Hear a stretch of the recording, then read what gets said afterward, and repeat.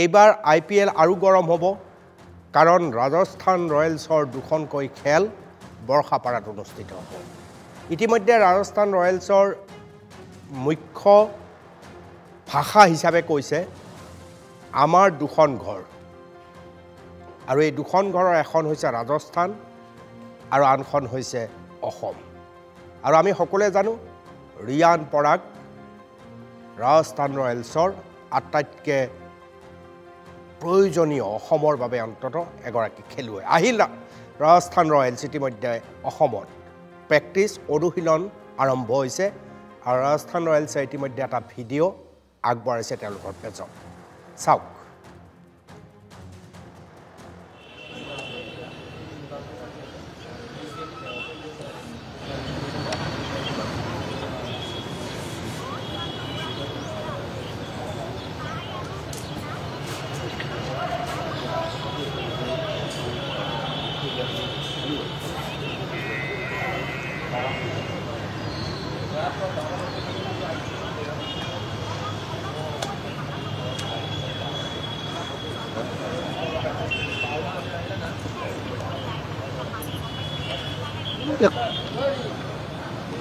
মাৰ্চত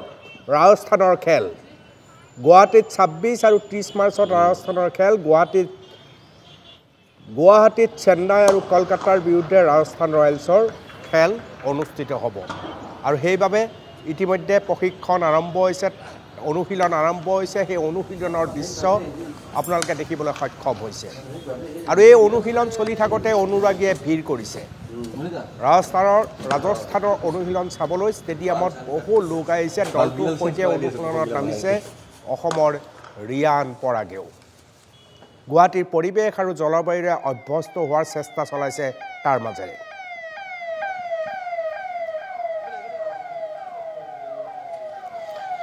এয়া ষ্টেডিয়ামলৈ যোৱা মুহূৰ্তৰ ছবি ৰাজস্থান ৰয়েলছ এয়া ৰাহুল দ্ৰাবিড়